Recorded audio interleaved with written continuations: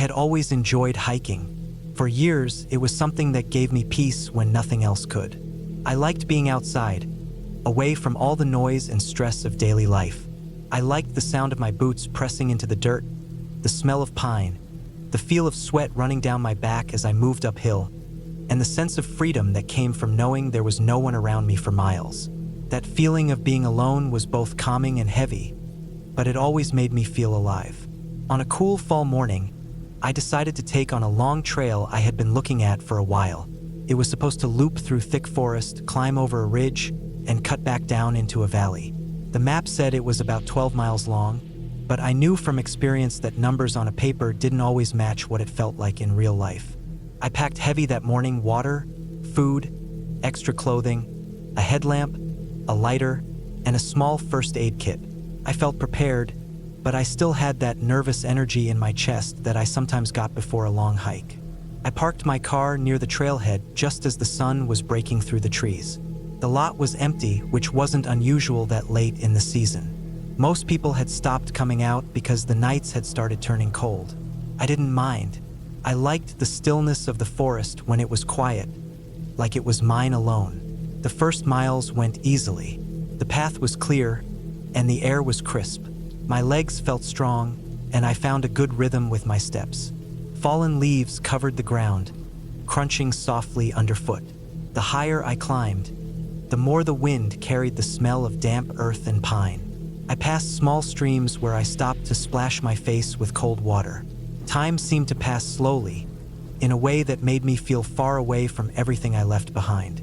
But as I moved deeper, the trail grew narrow and uneven. Roots crossed the dirt like ropes, and loose rocks shifted under my boots. The canopy above thickened, letting less light through. I kept checking the trail markers nailed to trees, making sure I was still heading the right way. Each one I saw gave me a small burst of relief. Hours passed, and I didn't see another person. That was normal for me, but after a while the silence started pressing on me differently. The woods felt heavier. Every branch snapping under my foot seemed louder than it should have been. I tried to brush it off as my mind playing tricks on me, but the quiet was strange. It wasn't the usual calm quiet of the forest. It was the kind that made me feel watched, even though I knew that wasn't possible. I kept moving, but I noticed something that made me uneasy. The trail markers started looking older. Some were faded, others had slid halfway out of the bark. I didn't think much of it until I realized I hadn't seen one for a long stretch. I stopped, turned around, and stared down the path behind me. It was just dirt and leaves vanishing into trees. No sign, no arrow, just forest. A cold thought crawled into my head. Maybe I had walked off the main trail without realizing it. I pulled out my folded map and studied it, but maps in the woods often feel like puzzles missing half their pieces. What looks simple on paper is almost never simple when you're actually standing in the middle of it. I tried to guess where I might be, but nothing lined up clearly. I told myself to keep walking. If I just kept forward, I'd find another marker, or I'd hit the ridge, or something familiar. But the farther I went, the less sure I felt. The trail thinned until it looked like it could have just been deer tracks. My gut told me something was wrong, but I pushed it down and kept moving. The ridge finally came, but it didn't feel like the right one. The map showed a steady climb and a sharp descent. What I saw was a rough slope covered in jagged rocks and low brush. Still, I climbed it, thinking maybe once I was at the top I'd spot something I recognized. The climb was harder than I thought it would be. The rocks shifted, scraping my hands when I slipped. By the time I reached the top, sweat was soaking through my shirt. At the top, I stopped and looked around. Trees stretched in every direction. No valley, no familiar bend of a river, no trail cutting across the ridge. Just endless trees. The air was still.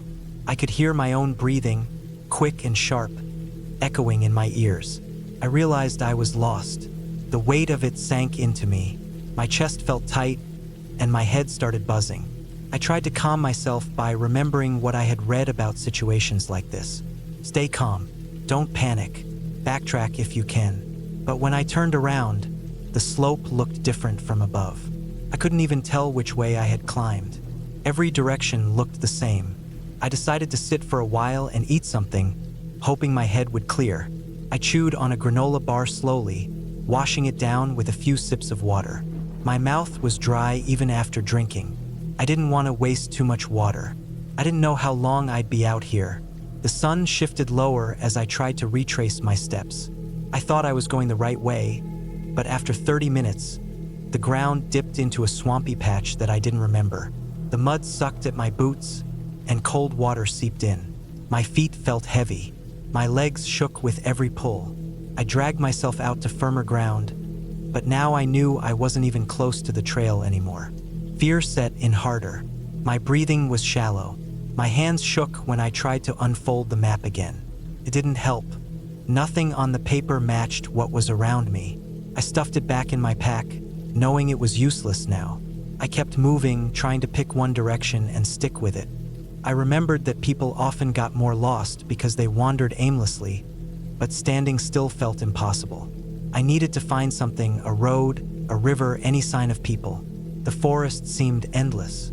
When the sun began to set, I faced another problem. Darkness was coming. I dug out my headlamp and extra layers. The air grew colder as the light faded. The forest turned black faster than I expected. My lamp lit only a small circle ahead of me, and beyond it was thick, endless dark. Every sound came alive at night. The snap of a branch, the rustle of leaves, the cry of some animal in the distance. They all made my heart jump. I knew they were normal sounds, but when you're alone in the dark, they feel different. They feel aimed at you. I found a patch of ground between two trees and decided to stop. Moving in the dark would only make things worse. I gathered some sticks and started a small fire with my lighter. The flames gave me some comfort, but they also reminded me how fragile everything felt. If the fire went out, I'd be swallowed by the cold dark. I sat with my back against a tree, knees pulled close, trying to rest. But sleep never came. My mind wouldn't stop racing. I kept imagining someone or something moving just outside the circle of light. Every time my eyes closed, a sound would snap them open again. My chest ached from the constant tightness. My throat was dry. I was thirsty, but I was afraid to drink too much water. The night dragged on. The fire burned low, and I fed it slowly with the few sticks I had left.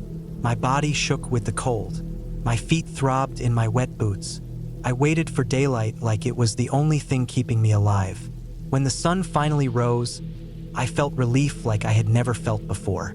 But that relief didn't last long. Now I had to keep moving. My legs were stiff and my body ached, but I forced myself to stand.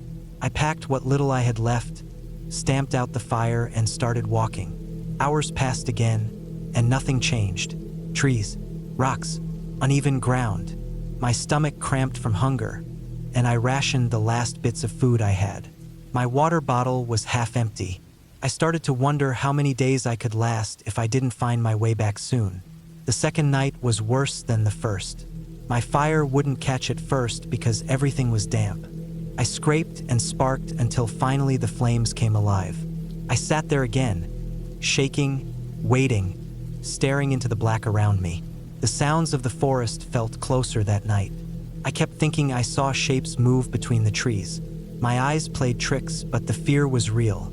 On the third day, my body felt weaker.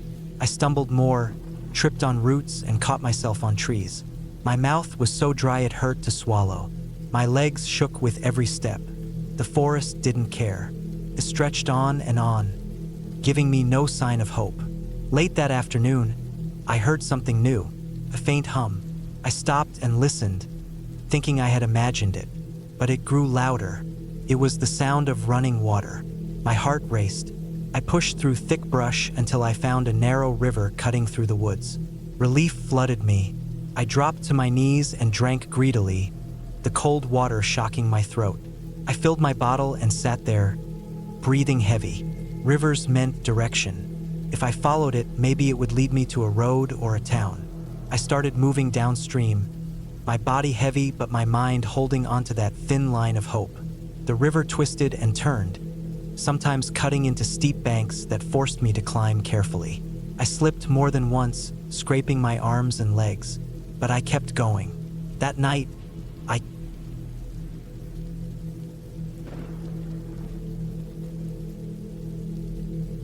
I never thought much about how fast a simple hike could turn into something I would never forget.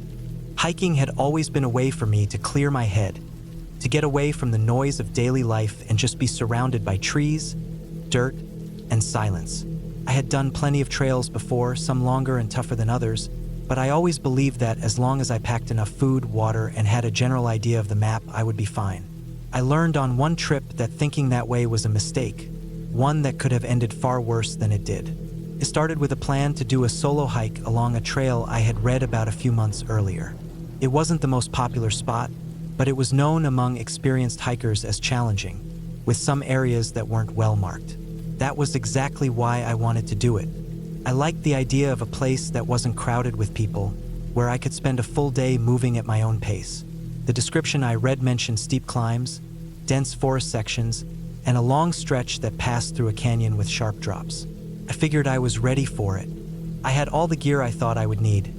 Boots that were broken in, a sturdy backpack, snacks, 2 full water bottles, a headlamp, a knife, and my phone with a power bank.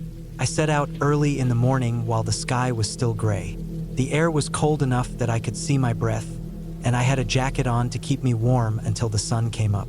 The parking lot near the trailhead was almost empty, just a couple of other cars there. I adjusted my pack, locked my car, and started walking. At first, the trail was easy, a simple dirt path cutting through trees that were slowly starting to glow in the rising sunlight. Birds were everywhere, calling out from the branches. I felt good, like the day was already going to be worth it. As I moved deeper into the forest, the path narrowed. The dirt was damp in places, and I could tell it had rained not too long ago. My boots left clear prints, and I noticed deer tracks crossing the trail here and there. I took a deep breath and kept moving, enjoying the sound of my steps mixing with the rustling of the leaves. Hours went by as I hiked, stopping only to sip water or chew on some trail mix. I wasn't worried about time. I had planned to make it through the canyon area and then loop back before dark. By midday, the trail had become harder. The trees grew thicker, and roots curled across the ground like ropes waiting to trip me. I had to climb over fallen logs and squeeze between bushes. At one point, the trail seemed to split into two, even though my map only showed one path. I chose the one that looked more traveled, thinking it had to be the right way. That choice was the first mistake. The ground sloped downward, and soon I was walking through a stretch where the forest felt different. The light didn't reach as well because the branches overhead were blocking most of it. The air felt heavier, too, like there wasn't as much of a breeze here. I kept checking my map on my phone, but the GPS signal was spotty, and the path didn't line up exactly. I thought it would reconnect later, so I pushed on. After about an hour, I started to wonder if I was going the wrong way. The trail wasn't really a trail anymore, more like a faint line of packed dirt that faded in and out. I stopped and thought about turning back, but the ground behind me looked almost the same as what was ahead. I convinced myself it was still fine, that I would hit the canyon sooner or later. I walked longer than I should have before admitting I was lost. The trail disappeared completely, leaving me in the middle of uneven ground covered in thick brush and rocks. I tried to retrace my steps, but everything looked too similar. No clear markings, no signs, nothing that stood out. The sun had moved far across the sky by then, and I knew I had wasted too much time wandering. That was when I noticed something else. My water was running low. One of my bottles was empty, and the other was only about a quarter full. The snacks I had left weren't much either. I told myself I just had to keep calm, find higher ground, and look for something familiar. But the forest was endless, and every direction looked the same. I climbed a slope covered in rocks, slipping a few times until I reached the top. From there, I could see for a long way, but it wasn't what I hoped for. No clear path, no signs of the canyon, no sign of the parking lot. Just miles of trees stretching out in every direction. Going down the other side of the slope was harder. The ground was steep, and the soil was loose. My boots kept sliding, and at one point, I lost my balance completely. I fell forward, catching myself on my hands but scraping my palms badly on the rocks. Dirt got under my nails, and the skin burned from the cuts. My knee hit the ground hard too, sending a sharp pain up my leg. I sat there for a while, breathing heavy, staring at the dirt. That was the first time real fear crept in. I told myself to get up, to keep moving, but everything felt harder. My backpack felt heavier, my throat was dry, and my knee hurt every time I put weight on it. Still, I pushed on, limping, looking for anything that would tell me I was close to something. The hours dragged. The sun sank lower, and the air grew colder again. I pulled on my jacket, zipped it tight, and kept walking. By the time the sky started to dim, I knew I had made a huge mistake staying out this long. I was lost, tired, thirsty, and now I had to face the night. I found a spot between two large rocks where the ground was flat enough to sit. I didn't have a tent since I had only planned a day hike. I just sat down, pulled my pack close, and tried to make myself as comfortable as I could. The forest around me grew darker by the minute until all I could see were vague shapes. The sounds changed too. The birds were gone, replaced by crickets and the occasional crack of something moving through the brush. Every sound made me tense up. I turned on my headlamp, but the small circle of light only made the darkness beyond seem thicker. My throat was dry, and I sipped the last of my water, careful not to drink it all at once. My stomach growled, so I ate the last of my trail mix, even though I wanted to save some for later. Sitting there in the dark, I realized how unprepared I really was. The night dragged on forever. I tried to rest, but every time I closed my eyes, I heard something. Branches snapping, leaves rustling, the distant call of some animal. My body was sore, and the cold air cut through my jacket. I kept shivering, wishing for the sun to come back. When morning finally came, it didn't bring relief. I was exhausted, thirsty, and hungry. My lips were cracked, and my tongue felt heavy. I forced myself to stand, shoulders aching under the pack, and started walking again. My only goal was to keep moving, to find water, to find a way out. Hours passed with no luck. My knee throbbed worse than before, and I stumbled more than once. My head pounded, and my vision blurred when I looked too long at the ground. At one point, I thought I heard rushing water and pushed through thick brush to find it, but it was nothing, just the wind in the trees. By midday, the sun was hot enough to make me sweat, and my clothes stuck to my skin. I licked my lips, wishing for even a drop of water. My mouth was so dry it hurt to swallow. I had to sit down under a tree, too dizzy to keep going for a while. My hands shook as I tried to steady myself. I don't know how long I sat there before I forced myself back up. My body screamed at me to stop, but I couldn't. If I stopped for too long, I might not start again. I moved slowly, dragging my feet, focusing on each step. Then, finally, I saw something different ahead. Through the trees, the ground dropped sharply, and when I got closer, I saw the glint of water. A stream ran at the bottom of a slope, cutting through rocks and fallen branches. My heart jumped, and I nearly stumbled running down to it. I dropped my pack, fell to my knees, and cupped my hands into the water, drinking as fast as I could. The cold water stung my throat, but felt like life pouring back into me. I splashed it on my face, rubbed it over my cracked lips, and filled my empty bottle. For the first time in hours, I felt hope again. If there was a stream, it had to lead somewhere. People always said follow the water, and it would take you out eventually. I started following the stream, moving slowly along its edge. The hours passed, and I just kept going, step after step. My legs felt like they would give out, but I forced them forward. The stream twisted and turned, cutting through the forest, and I followed every bend. Then, as the sun dipped again, I finally saw it. A dirt road, running across the stream ahead, with tire tracks pressed into the mud. I froze, staring at it like I wasn't sure it was real. Then I stumbled forward, nearly tripping over the rocks, and climbed up to the road. Relief hit me so hard I almost cried. I had made it out of the trees, found something that connected back to people. My body was broken down, my throat raw, but I was alive.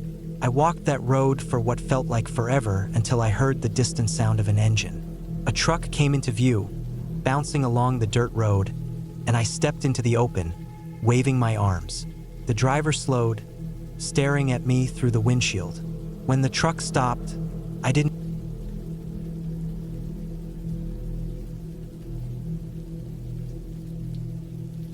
I have always liked hiking, even though I am not an expert at it. I never trained seriously for it, and I never called myself outdoorsy.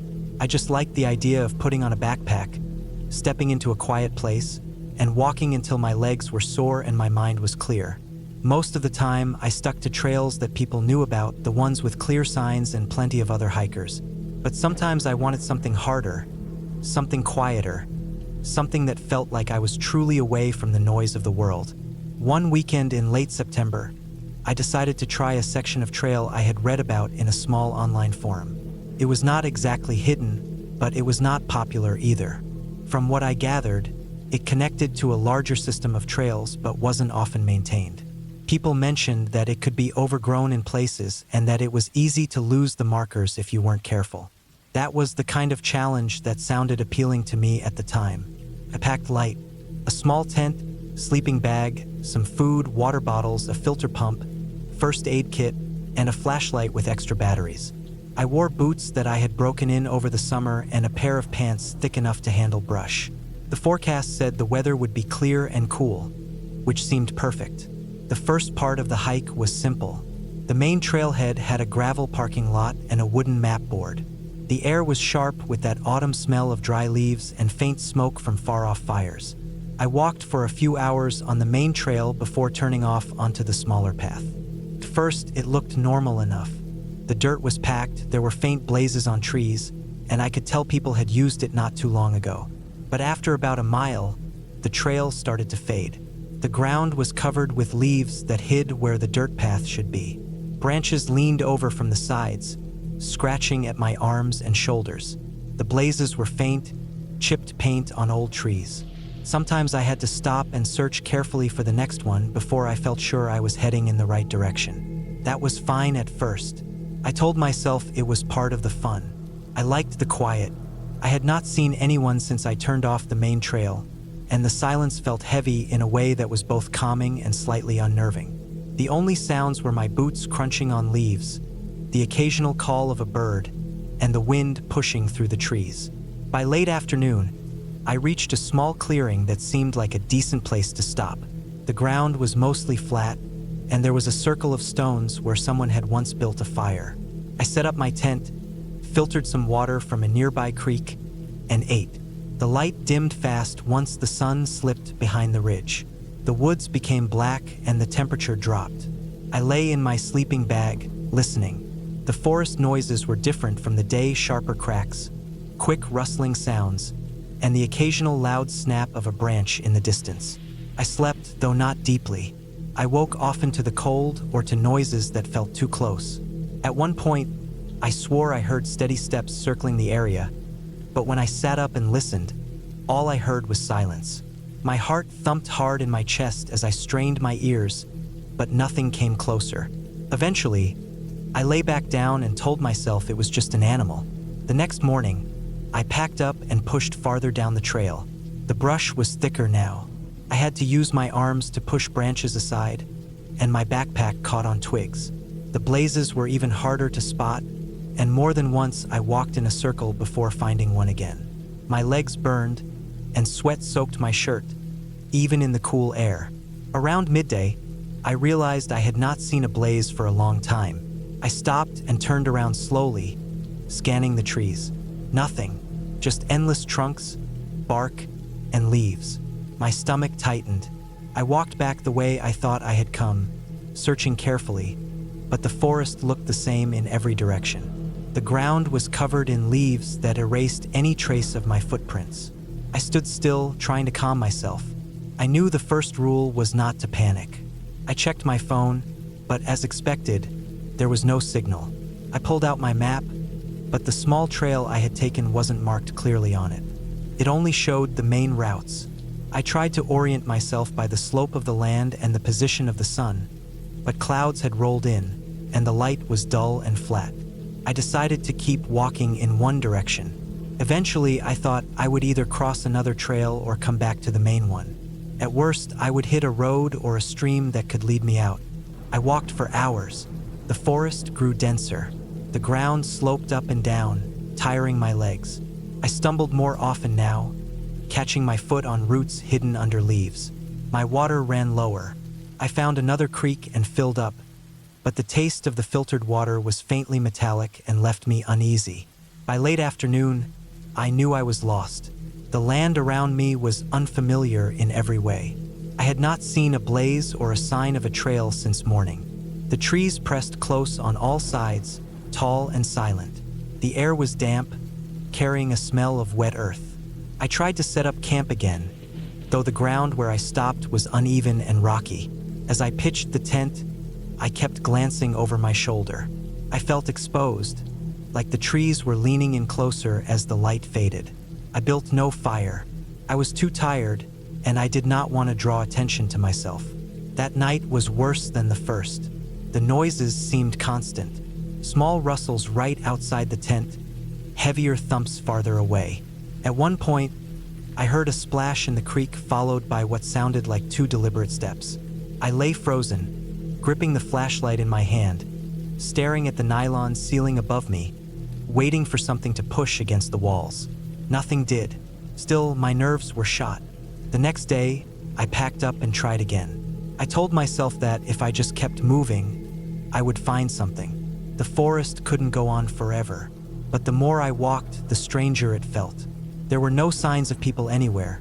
No old fire pits, no trash, no cut branches. Just endless trees and ridges. I started marking trunks with small scratches of my own knife, just so I knew if I circled back. Hours passed.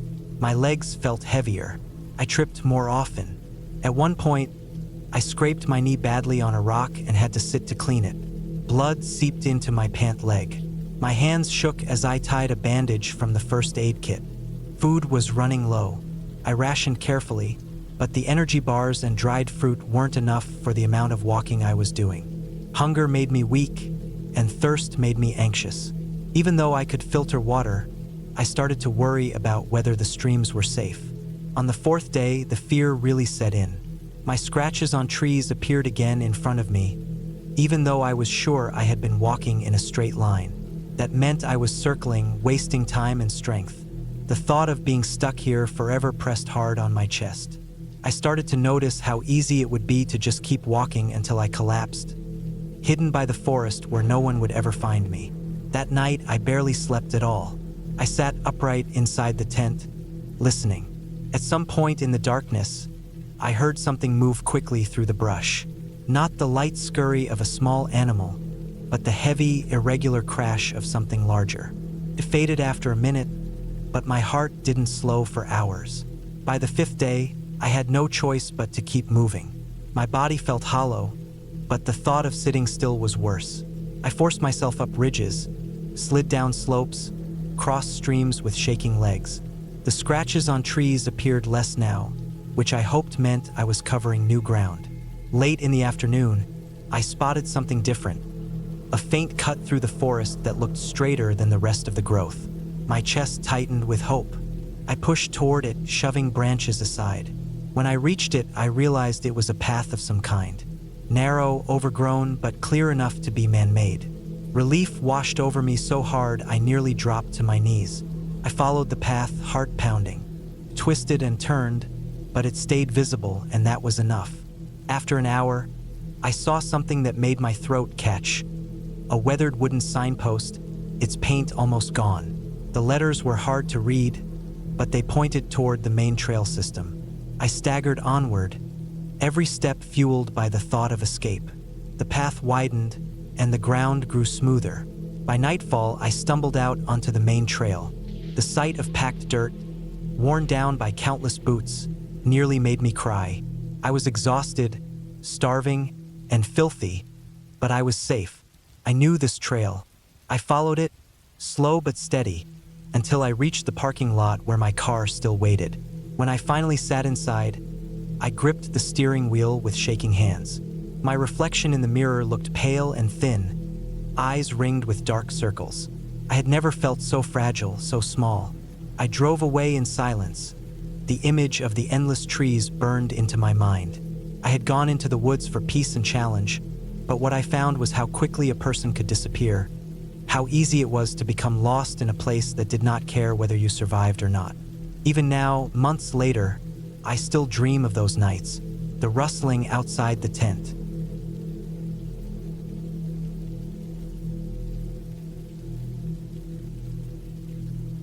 I always liked hiking alone, even though most people told me it was risky. Something about being far away from everything and moving step after step into quiet places where nobody else was made me feel free. I thought I knew how to handle myself in the outdoors. I wasn't an expert, but I had spent years taking smaller hikes and learning little by little. I thought that was enough. The trip I took that autumn showed me how wrong I was. It started on a cool morning in late September. The sky was pale gray when I parked my car at a small dirt pull-off along the side of a 2-lane road. I had read about a long trail that cut across several ridges and valleys. It wasn't a popular spot for casual hikers, which was part of why I chose it. I wanted something quieter, something where I wouldn't run into groups of people every half hour. The plan was simple. Hike in about 12 miles to a point where the trail crossed a river, camp there overnight, then come back the same way. I loaded my pack carefully. Inside I had a small tent, a sleeping bag, food for 2 days, a map folded into a plastic sleeve, a headlamp, and an extra set of socks and clothes in case I got wet. I carried a knife and a lighter in my pocket, plus a steel bottle filled with water. The air was cold enough that I wore a fleece and a windbreaker over it. Everything felt right, and I told myself it would just be a calm, long walk. The trail started with a steady climb. The dirt was damp and dark, packed from rain the night before, and I could smell the wet leaves and moss as I moved. Trees closed in quickly, tall pines mixed with old oaks and maples. The forest felt heavy and silent, with only the occasional sound of birds. I moved at a slow pace, stopping often to adjust the straps on my pack or to sip water. For the first few hours, nothing unusual happened. I crossed a small wooden bridge, climbed up to a ridge where the trees opened just enough to show a glimpse of rolling hills in the distance, and kept going. By early afternoon, I reached a point where the trail narrowed and bent around the side of a steep hill. The slope on my left rose up sharply, packed with loose rock and roots, and on my right the ground fell away into a long drop covered in trees. The path was only about 2 feet wide, uneven, with loose gravel in some spots. I slowed down, testing each step before putting my full weight on it. I kept my eyes on the ground, but I noticed how quiet it had become. No birds, no wind moving through the branches, just the crunch of my boots on dirt. About a mile along that section, I saw something strange. In the dirt ahead of me, pressed clearly into the trail, was a footprint. It wasn't a normal boot print like mine. It looked like a bare human foot, wide and flat, toes spread clearly in the mud. The size struck me first. It was bigger than my own foot by several inches. At first I thought maybe someone had been swimming in the river and walked barefoot for a bit.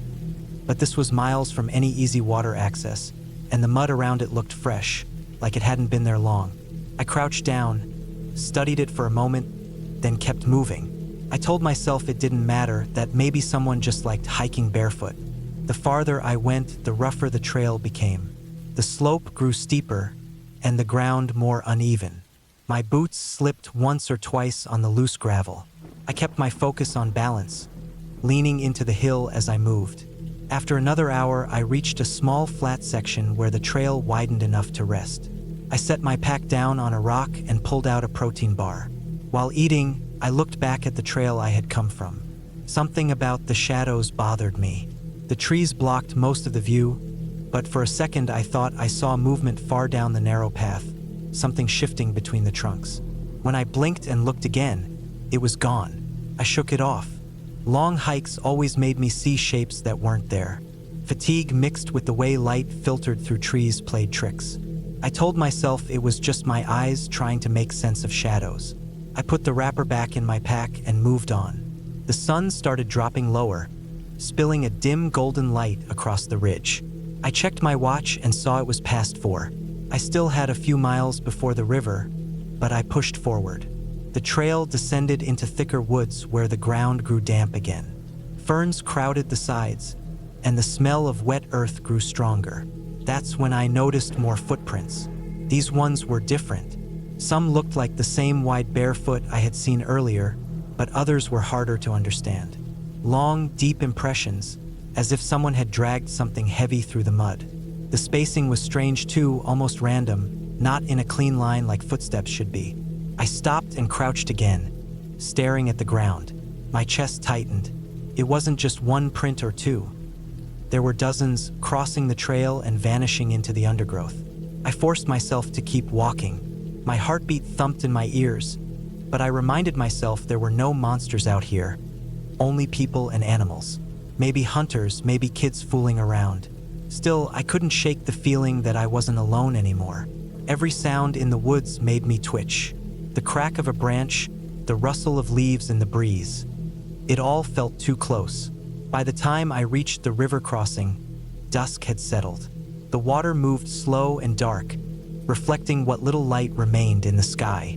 A flat patch of ground near the bank looked like a good place to camp, so I set down my pack and got to work.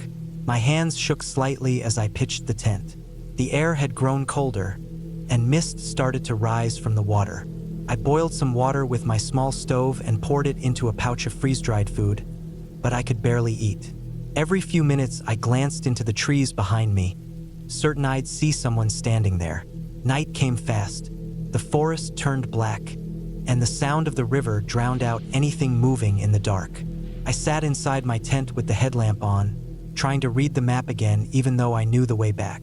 When I finally lay down in the sleeping bag, I left the lamp off but kept the zipper of the tent half open, just enough to look outside. Sometime after midnight, I woke up to a noise. At first I thought it was just the river, but then I realized it was footsteps. Slow, heavy steps moving along the bank. I froze, every muscle in my body tight. The sound came closer, crunching leaves and snapping twigs. I held my breath and peered through the small gap in the zipper. In the faint moonlight, I saw a shape. Tall, broad-shouldered, moving slowly past the tent. It wasn't an animal. I could see the outline of arms, legs, person. The figure stopped just a few feet away, standing still, facing the river. I lay perfectly still, barely breathing. Minutes passed, or maybe just seconds, before the figure moved again, stepping into the trees and vanishing from sight. I didn't sleep the rest of the night. My mind raced with every possibility. Who else would be out here, miles from the road, walking barefoot in the dark? Why stop near my tent and then leave without a word? I kept waiting for the sound to return, but the forest stayed silent. At first light, I packed up quickly and started back the way I had come. My legs felt stiff, my pack heavier than before. I kept glancing behind me as I climbed. The trail seemed longer now, every twist and turn sharper. When I reached the narrow section along the ridge again, I saw more fresh prints in the dirt. The same wide, bare feet. They overlapped my own tracks from yesterday. Whoever it was, they had followed after me. I moved faster, almost jogging despite the risk of slipping. My lungs burned, but I didn't care. I needed to reach the road, to be out of the trees. The whole way I felt watched. Every time I turned a corner, I expected to see that tall figure blocking the trail. Hours later, I finally reached the pull-off where my car was parked. Relief flooded me when I saw it still sitting there alone. I dropped my pack into the trunk and climbed into the driver's seat, locking the doors instantly. My hands trembled as I started the engine. As I drove away, I kept checking the rearview mirror. The road twisted through the forest, and each bend made me think I'd see someone standing in the distance, barefoot, waiting. But nothing appeared. By the time I reached the highway, the tension in my chest loosened, though it never fully left. I realized then how close I had come to something I didn't understand. It wasn't a ghost or a monster, just a person. A person who had followed me deep into the woods, watching, leaving prints where I would find them, walking past my tent in the middle of the night without saying a word. I never hiked that trail again. Even now, years later, I can still feel the weight of those footsteps outside my tent, the cold stillness of the forest pressing against me. I learned the hard way that sometimes the scariest thing out there isn't the wilderness. It's the people who choose to move through it in silence.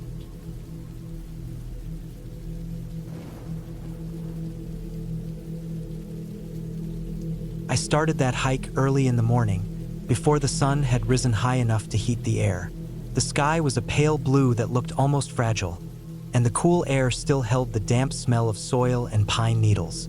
I had been planning this trip for a few weeks, wanting to test myself on a longer trail that wasn't crowded and that pushed me past my usual weekend routes.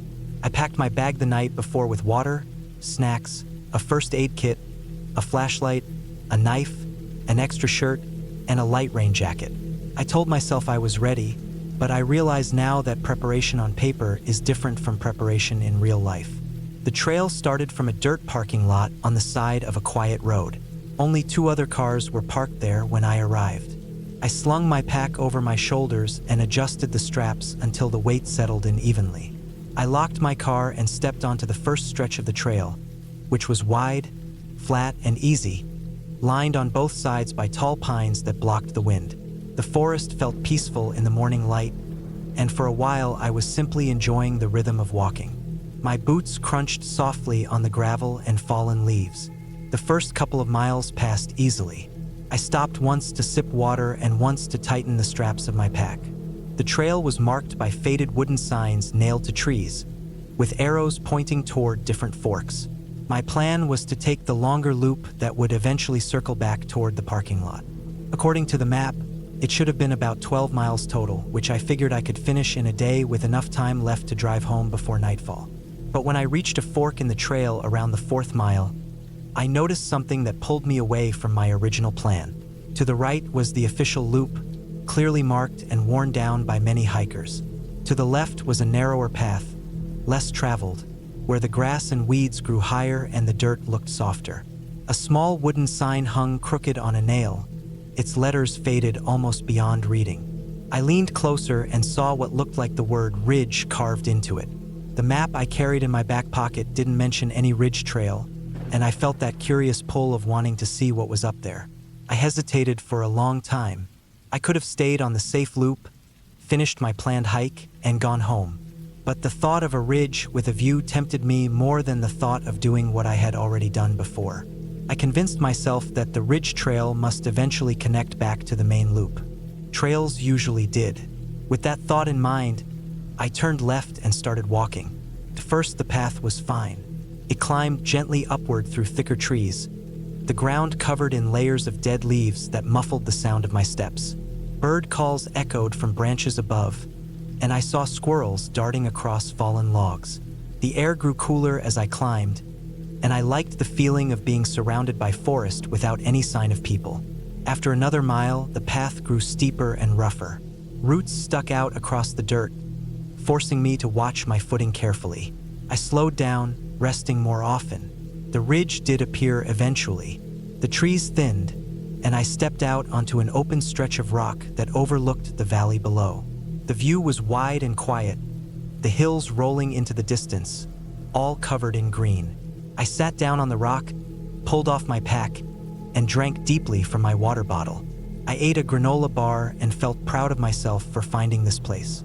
But when I stood to continue, I realized the trail on the other side of the ridge wasn't clear. It looked like faint traces of footsteps leading into more forest, but the dirt was broken by patches of grass and the path wound in confusing directions. I picked what looked like the most obvious track and followed it. The further I went, the less sure I felt. The trail narrowed to almost nothing in places, forcing me to push through brush that scratched against my arms. My pack snagged on branches. I kept going, hoping it would open up again, but instead it grew harder to follow.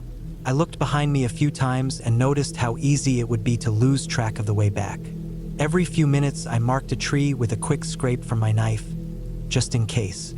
Hours passed this way. The sun rose high and then started to drift west.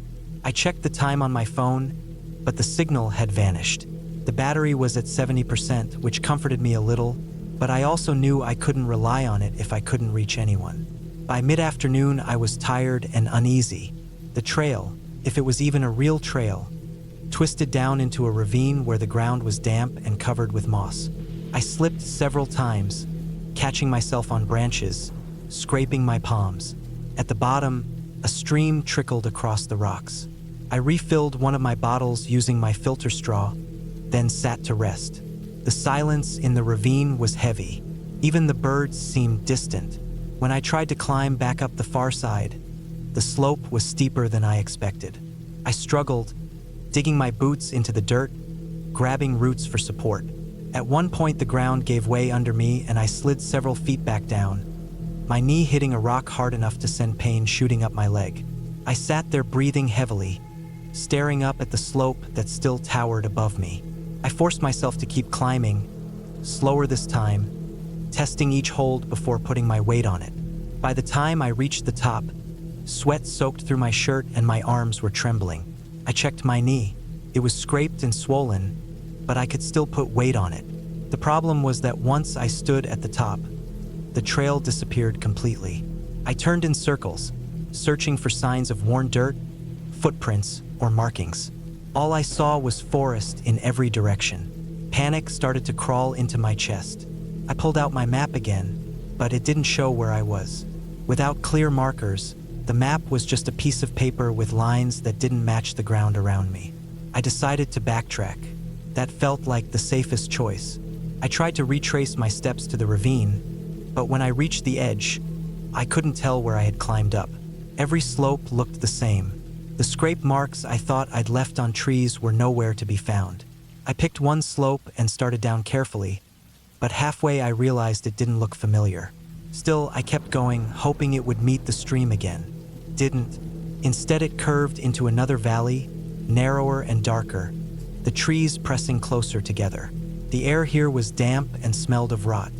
Fallen branches covered the ground, and I had to step carefully to avoid twisting an ankle. My knee throbbed each time I lifted it over an obstacle. I told myself I needed to stay calm, to think clearly, but my breathing grew fast and shallow. I realized I hadn't seen the sky in a long time. When evening came, the light faded quickly under the canopy. I pulled out my flashlight and clicked it on. The beam was strong at first, cutting through the trees, but it made the forest feel stranger, every branch throwing shadows that looked like figures waiting in the dark. I told myself I had to find a place to stop for the night. Hiking blindly in the dark would only make things worse. I searched until I found a flat patch of ground beside a fallen tree. I cleared sticks away and spread my jacket as a ground sheet. I ate another granola bar and sipped water, then pulled my spare shirt over my sweaty one to keep warm. The night was long. Every sound made me tense. I heard rustling in the brush, snapping twigs, distant calls of animals I couldn't place. At one point, I thought something moved close by, heavy footsteps circling, but the beam of my flashlight showed nothing except trees. I barely slept. Morning came gray and misty. My back ached from the hard ground, and my stomach growled. I only had a couple of bars and some trail mix left. I forced myself up and kept walking, picking what seemed like the clearest direction downhill, hoping it might lead to a road or river. Hours blurred together. Sometimes I thought I heard running water, but it was only the wind. Sometimes I thought I saw a trail, but it vanished after a few yards.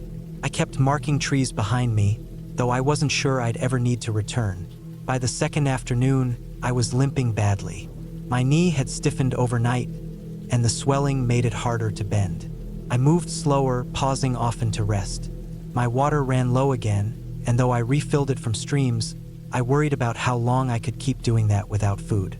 The worst moment came when I slipped on wet rocks near a small creek and fell hard onto my side. My flashlight cracked against the ground. When I picked it up, the lens was chipped and the light flickered. Panic surged again, hot and uncontrollable. I gripped the flashlight tight, as if holding it could keep the fear back. That night, I didn't even try to sleep. I sat propped against a tree, staring into the dark, every sound magnified by my nerves. My stomach cramped from hunger. I chewed slowly on what was left of my trail mix, rationing every piece.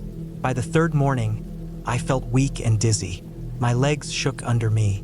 I kept thinking about the parking lot, my car, the road, all the ordinary things that now felt like another world. I kept moving because stopping meant giving up. It was late that afternoon when I finally heard something that gave me hope. A faint hum, low and steady, almost drowned by the wind. I stood still, straining my ears. The sound came again, rhythmic, mechanical.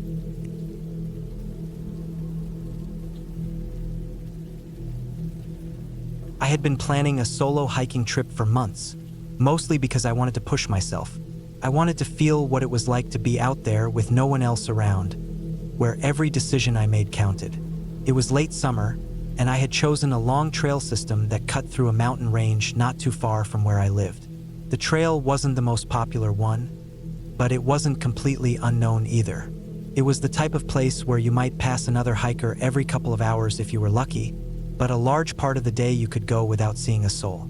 That was exactly what I wanted: quiet, isolation, and a challenge.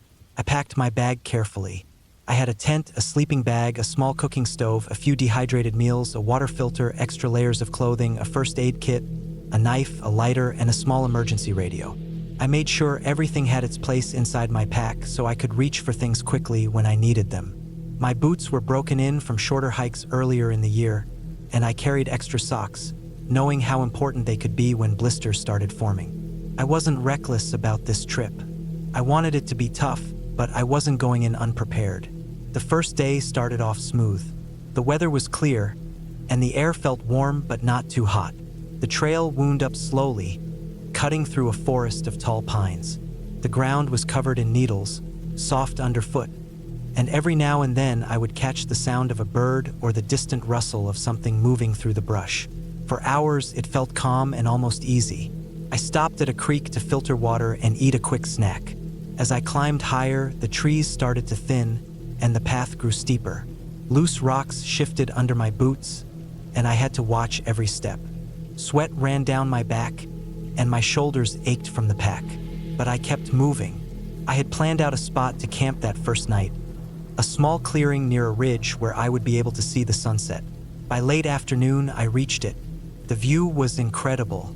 The mountains stretched out in front of me, endless ridges stacked on top of each other. The valleys below filled with shadows as the sun lowered. I set up my tent and boiled some water for dinner. The wind was colder up there, and I sat with my jacket zipped tight while I ate. As the sky went from gold to purple, then to black, I felt that mixture of peace and unease that comes with being alone in the wild. That night, I didn't sleep much.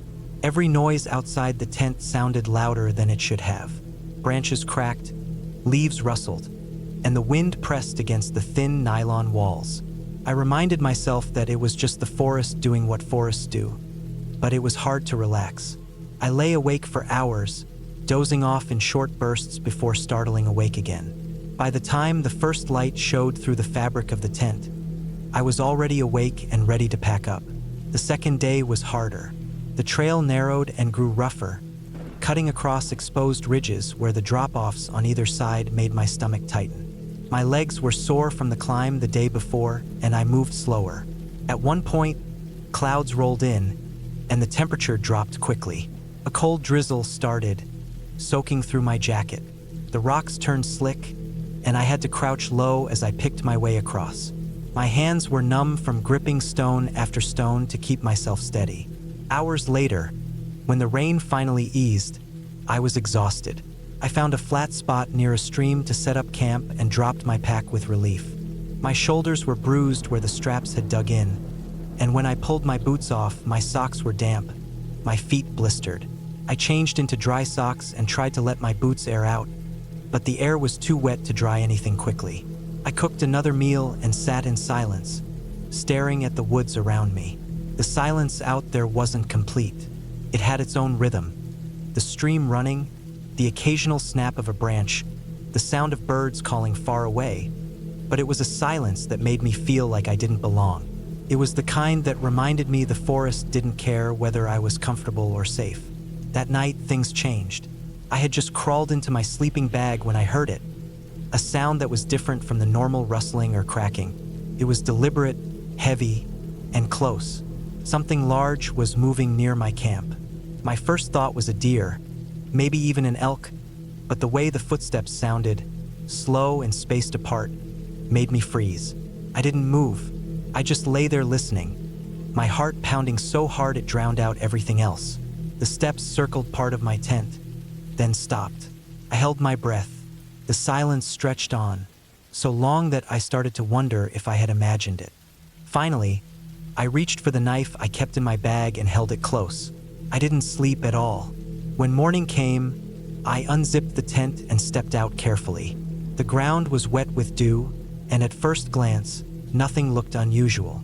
But then I saw it. Not far from the tent, the dirt was pressed down with a clear footprint. It wasn't a boot. It wasn't even a shoe. It was bare, a human foot. I froze, staring at it. It was long, wide, and clear enough to show the toes. I looked around quickly, scanning the tree line, but saw nothing. The woods were quiet, almost too quiet. I packed up fast, stuffing things into my bag without caring about order. I told myself it could have been someone else camping nearby, maybe walking barefoot for some reason. But deep down, I knew how unlikely that was. The footprint was fresh. Whoever it was had been near me in the middle of the night, standing just a few feet from where I slept. The hike that day was tense. Every sound behind me made me whip my head around. My pace was faster, my breathing harder. I stopped less, ate little, and just pushed forward. I kept hoping I would run into another hiker, someone who could break the isolation, but the trail stayed empty. Late in the afternoon, as I came around a bend, I saw something that made my stomach drop. Another footprint. This one was on the trail itself, pressed into the mud, pointed the same direction I was going, as if someone was ahead of me. But when I looked further, I saw no one. I kept moving, but now I felt like I was being pulled into something I couldn't control. My water ran low, but I didn't want to stop to filter more. I just wanted distance. By evening, I couldn't push any further. My legs were shaking, and I knew I had to stop. I chose a spot farther off the trail this time, hidden in a cluster of trees. I set up my tent quickly, trying to be quiet, as if being hidden would help. That night, I barely let my eyes close. At some point, I heard it again, the sound of someone moving outside. Slow steps, closer, then farther, circling. My throat was dry, and every muscle in my body was tight. I gripped my knife so hard my hand cramped. When the sound finally faded, I lay awake until the first light returned. I didn't want to spend another night out there. My plan had been a 4-day loop, but now all I wanted was to get back down. I studied my map, tracing the trail with my finger. The fastest way out was to keep going forward, not backtrack. If I pushed hard, I could make it out by late the next night. That day was the hardest of my life. My body felt wrecked, my mind frayed. Every step felt heavier than the last. I kept drinking from my water bottle, forcing myself to eat, but the fear burned more energy than food could replace. Midday, I stopped to rest near a fallen log, and that's when I saw something that made everything worse. On the log, carved into the wood, was a symbol. Just 2 lines crossing each other, rough and shallow, as if someone had done it with a knife. It wasn't old. The wood around the cuts was still light, fresh. I stood there staring at it, my skin crawling. Whoever had been out there wasn't just passing through. They were marking things, watching. The rest of that day blurred into a single long stretch of dread. My pace was uneven, my legs trembling, my pack digging deeper into my shoulders. I kept thinking I heard someone behind me, but whenever I stopped to listen, there was nothing. By nightfall, I was too weak to keep moving. I found another hidden spot, barely enough space for my tent, and set up with shaking hands. I didn't cook. I didn't even eat. I just crawled into the tent and waited. The sounds came back, this time closer than ever. I could hear breathing outside, slow and steady, like someone standing just beyond the thin fabric. I didn't move. I didn't even breathe deeply. Hours passed like that, my eyes wide in the dark, my knife clutched in my hand. At some point, exhaustion took me, but even in sleep I heard it. Steps, circling, waiting. When the morning light came, I packed faster than I ever had in my life. I left gear behind just to move quicker. My stove, some food, even my sleeping bag. I didn't care. I just needed to get out. That final day, I barely noticed the trail. My body was running on panic alone. I stumbled, slipped, and pushed myself until my legs almost gave out. The air grew warmer, the trees denser, and finally, I saw the trailhead sign in the distance. I stepped into the empty parking lot, dropped my pack, and just stood there shaking. My car was the only one left.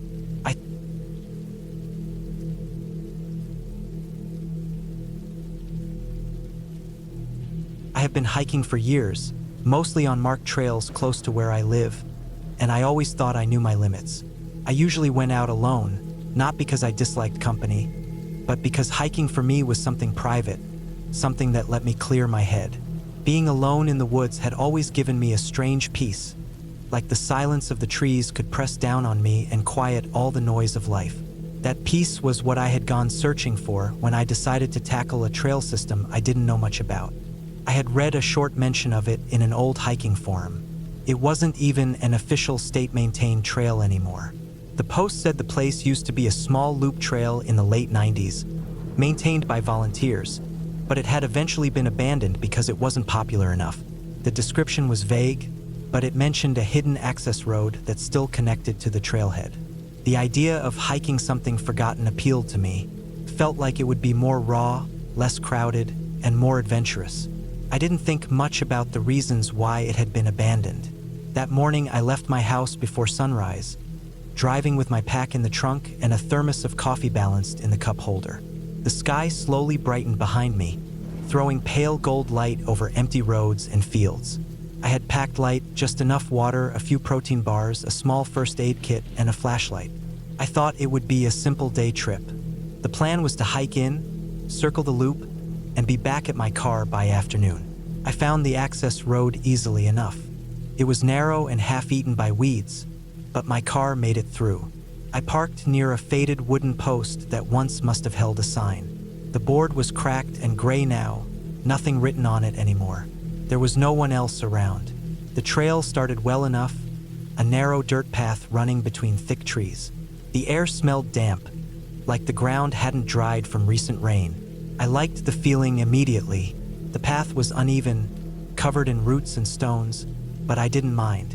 It made it feel more like I was going somewhere untouched. I walked at a steady pace, feeling the weight of the pack shift on my shoulders, listening to the quiet broken only by the sound of my boots and the occasional bird. The deeper I went, the less the path looked like a path. Grass pushed up through the dirt, and thorn bushes crowded in from the sides. It was obvious no one had walked here in a long time. I slowed down and checked behind me a few times, making sure I could still tell where I had come from. I didn't want to admit to myself that I already felt uneasy, but I did. About an hour in, I came across a washed-out section where rain had carved a trench straight through the trail. It was steeper than it looked, and I had to scramble down into it and climb up the other side. When I stood at the top, I looked back and realized how hidden it made the trail behind me look. If I wasn't careful, I could lose my way fast. I pushed on, telling myself it was fine. The path seemed to bend uphill for a while, cutting through denser woods. I noticed there weren't many trail markers, just the faint trace of a worn line through the trees. After another half hour, even that faded. I had to slow down, looking for where the dirt seemed slightly more packed or where branches looked broken. I realized then why people stopped coming here. It was too easy to lose. Still, I kept going. I thought I would find the loop eventually, maybe even an old wooden marker nailed to a tree. The sky above was still bright, sunlight breaking through in thin beams, but the trees pressed closer and closer until it felt darker than it should have. By midday, I reached a clearing. It looked like it had once been a campsite or rest area, maybe even where the loop had split, but the place was choked with weeds now. The remains of an old wooden bench leaned sideways, half rotted. I dropped my pack, sat for a while, and ate a protein bar. That was when I heard it. At first, I thought it was just a branch snapping somewhere, maybe a deer moving in the distance. But then it came again, sharper, closer. It wasn't the sound of something falling naturally. It was the distinct, heavy crunch of footsteps on dry leaves. I froze, holding still, listening hard. They stopped when I stopped. The forest went silent around me, and I sat there with the bar half-eaten in my hand, waiting. After a long minute, I forced myself to move again, slipping the bar into my pocket and standing up. I told myself it was just an animal, but the sound had carried weight like a person. I picked up my pack and kept walking. The path after that grew harder to follow. Sometimes it disappeared completely, and I had to guess the direction. The woods felt endless, and the unease in my chest got heavier. Every so often, I swore I heard movement behind me again, faint and then gone. By early afternoon, I was tired, and I still hadn't found anything that looked like the loop. I decided I should turn back. I pulled out my phone, not for service, there wasn't any, but for the compass. I tried to retrace my steps, heading the way I thought I had come, but everything looked the same. The woods pressed close with identical trees, no clear markers anywhere. I walked for almost an hour before I realized I was going in circles. I came across the same fallen log I had stepped over earlier, and my stomach sank. My heartbeat picked up, and I stopped, wiping sweat from my forehead. I had always been careful on hikes, always prided myself on being able to keep my bearings, but now I felt the first sharp edge of panic. I forced myself to slow down, to think. I remembered the washed-out trench from earlier and decided if I could just find that again, I could follow it back. I looked around, picked a direction, and started moving with purpose. But the more I walked, the less familiar anything looked. The sun had shifted lower, shadows stretching longer between the trees. I stopped often, listening. That was when I knew for sure it wasn't just my imagination. There was someone out there. The sound of footsteps followed me, sometimes close, sometimes far, but always there. If I paused, the sound would stop. If I kept walking, it would start again, keeping pace. My mouth went dry, and my chest felt tight. I didn't call out. Something deep in me said not to.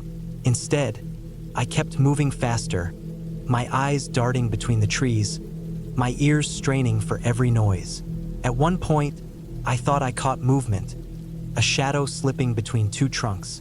When I turned my head sharply, there was nothing. Just trees, just silence. I started to run, not all out sprinting, but a steady jog, pushing through brush, stumbling over roots.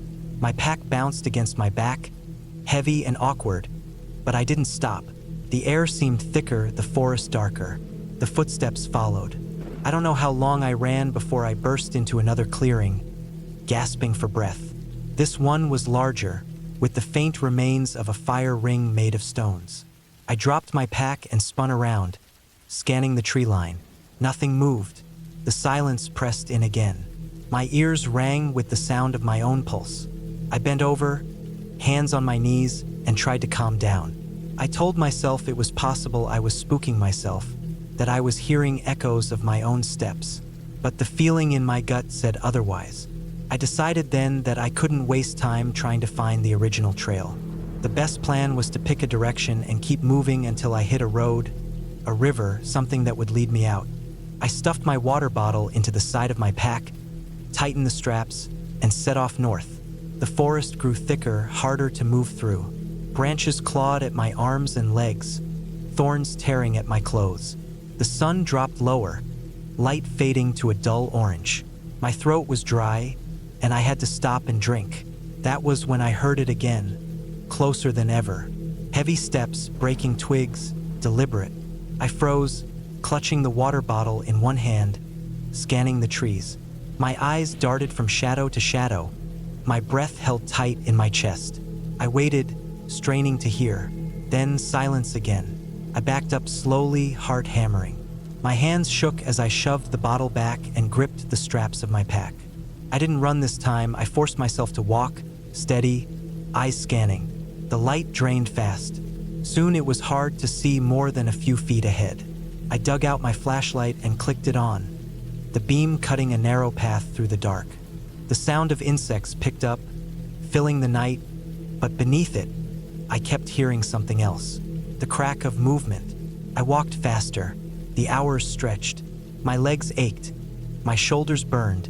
And fear gnawed at the edges of my thoughts. I wanted to sit, to rest, but I didn't dare stop moving. Sometime deep into the night, I stumbled onto another path. This one was wider, straighter, like an old service road. Relief flooded me. I turned onto it and followed it, thinking it had to lead somewhere. But the feeling of being followed didn't stop. Every so often, I shone my light behind me, but the beam lit only empty trees. Still, I couldn't shake the sense of eyes on me, watching, waiting. I kept walking until my legs felt ready to give out. Finally, I saw something ahead, a shape in the dark. As I got closer, I realized it was a small wooden shack.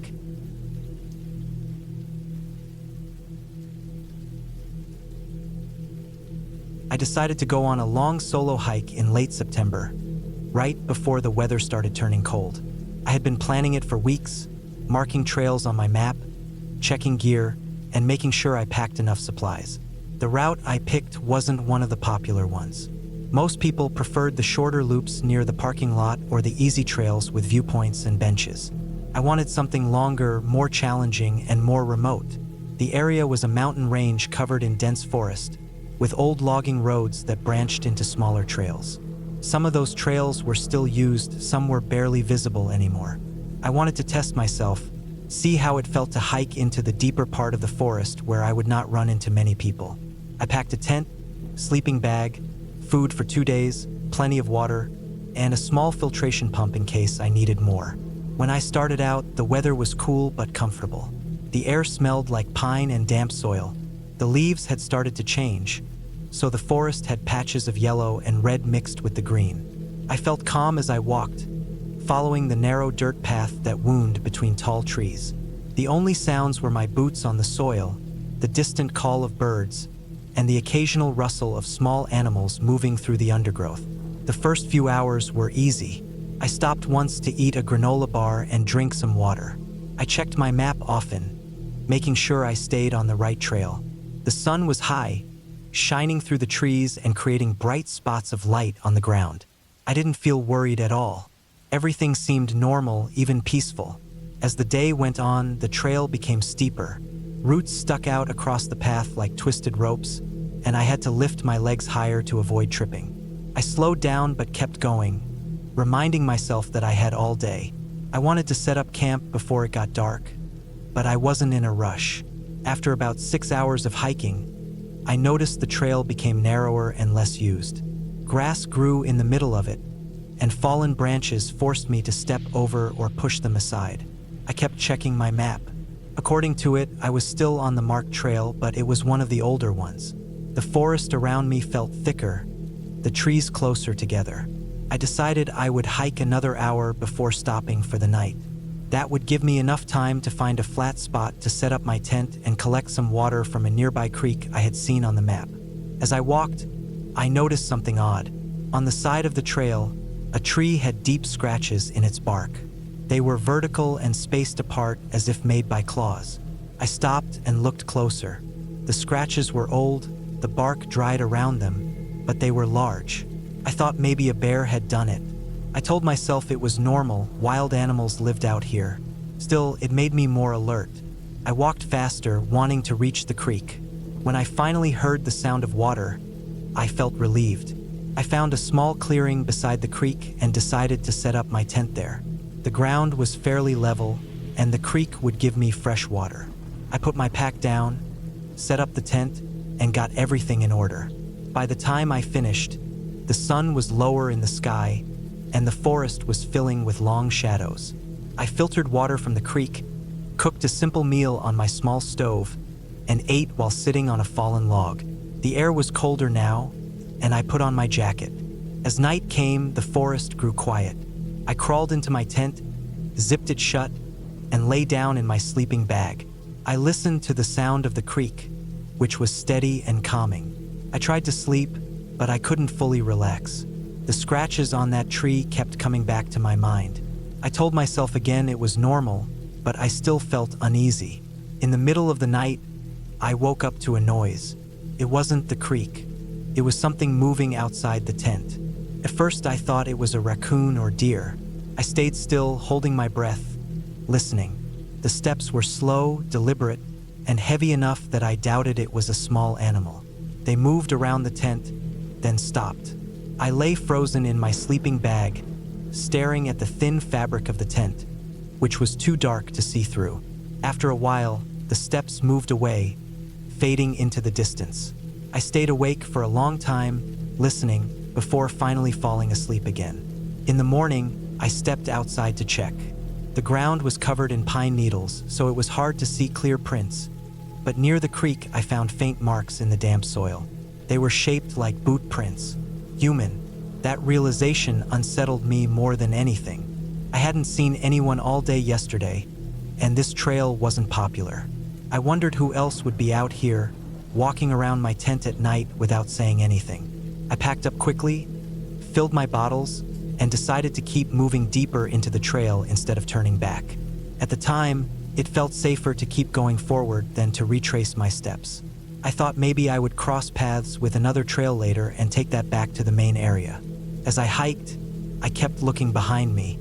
The forest seemed normal, but I couldn't shake the feeling that someone might be out there, moving unseen between the trees. The trail became steeper again, and at one point it narrowed to a ledge with a sharp drop on one side. I focused on placing each step carefully. The ground was loose in places, and rocks tumbled down when I stepped too close to the edge. Hours passed. The sky was gray, clouds gathering, and I worried about rain. I checked my map again. The trail curved in a long loop before meeting another one that led back to the parking lot. It would take at least another day. I knew I had enough supplies, but the thought of another night out there made me uneasy. That afternoon, I came across another set of scratches on a tree. These were fresher. The wood was lighter where the bark had been ripped. Again, they were too high up to be from a small animal. I felt my chest tighten. I didn't know if it was from a bear or something else, but I became more alert. I kept hiking until late afternoon, when I found another clearing to camp. This one felt less sheltered, but I was too tired to keep going. I set up the tent quickly, cooked another meal, and tried to calm myself down. That night, I heard noises again, sticks snapping, something moving slowly around the clearing. My heart pounded as I lay in the tent, trying to stay silent. This time, I was sure it wasn't an animal. The steps circled closer, stopped, and then there was the faint sound of breathing outside the thin fabric of the tent. I stayed awake, gripping the small knife I kept near my sleeping bag. I didn't move until the sounds faded again into the forest. I didn't sleep much after that. In the morning, I saw more footprints near the edge of the clearing. They weren't mine. They were fresh. Someone had been out there close to my tent in the dark. I felt a surge of panic. I considered leaving the trail and cutting straight through the forest to get back faster, but I knew that would be dangerous. I could get lost or injured. The best option was to stick to the trail and move as quickly as possible. I skipped breakfast, stuffed everything into my pack, and started walking fast. I kept looking over my shoulder. The forest was silent except for birds, but I couldn't shake the feeling of being followed. The trail grew rougher. In some spots, fallen trees blocked the path, and I had to climb over or around them. My legs ached, and sweat soaked my shirt, but I didn't stop. I just kept moving forward. By afternoon, the clouds broke, and it started to rain. The dirt turned slippery, and I had to be careful not to fall. My boots got soaked. The forest smelled stronger in the rain, damp and earthy. At one point, I thought I saw movement far behind me on the trail. Just a flicker between the trees, like someone ducking out of sight. I froze, staring, but saw nothing else. My pulse was racing. I pushed harder, moving as fast as I could. I wanted to reach the connecting trail before dark, but the rain slowed me down, and the trail was longer than I remembered. By the time the light began to fade, I was still far from where I needed to be. I had no choice but to stop and camp again. I found a spot under thick trees that offered some cover from the rain. I set up the tent as quickly as possible and crawled inside, soaked and exhausted. That night was the worst. I lay in the tent, listening, every nerve on edge. Around midnight, I heard footsteps again. This time they came straight toward the tent and stopped right outside. I held my knife, barely breathing. Then I heard a faint scrape against the fabric, like fingers dragging lightly across it. I felt frozen. I didn't move. The sound stopped after a moment, and the steps moved away into the forest. I stayed awake the rest of the night, gripping the knife, waiting for them to return. In the morning, I saw mud smeared near the bottom of the tent, as if someone had touched it with dirty hands. At that point, I knew I had to get out. I packed up in record time and practically ran down the trail. My legs burned. My shoulders ached under the weight of my pack, but I didn't stop. Hours later, I finally reached the connecting trail. It was wider and more used, with clearer signs of hikers, boot prints, broken branches, even a discarded wrapper. I felt a wave of relief. I followed it as fast as I could.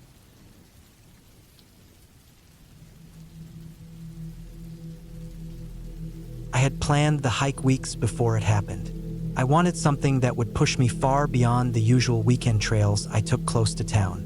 The one I settled on was not a famous path, but it was known among a handful of experienced hikers. It was tucked into a part of the mountains where the trails narrowed and climbed sharply, and where people warned that the paths weren't maintained. That was exactly what drew me to it. I wanted quiet, I wanted isolation, and I wanted to test myself against a trail that didn't hand me safety on a plate. I started out on a Friday morning in late summer. The air was warm but not too hot, and the sky was clear enough that the mountains stood out sharp and jagged in the distance. I had packed my gear carefully. A tent, a sleeping bag, food for 3 days, a first aid kit, extra water, purification tablets, a small stove, a knife, rope, and a map printed from an old guidebook that showed the winding trail cutting across the side of the ridge. My backpack felt heavy when I lifted it, but once it settled across my shoulders and hips, it became a part of me. The first section of the trail was wide and almost friendly. It passed through a dense patch of pines where the ground was soft with needles, and the morning sunlight broke into scattered beams that lit up the undergrowth. Birds moved through the branches above, and every so often I heard the rustle of small animals retreating deeper into the forest as I approached. It felt peaceful in a way I wanted, like the rest of the world was far behind me. After about 3 hours of steady climbing, the trail changed.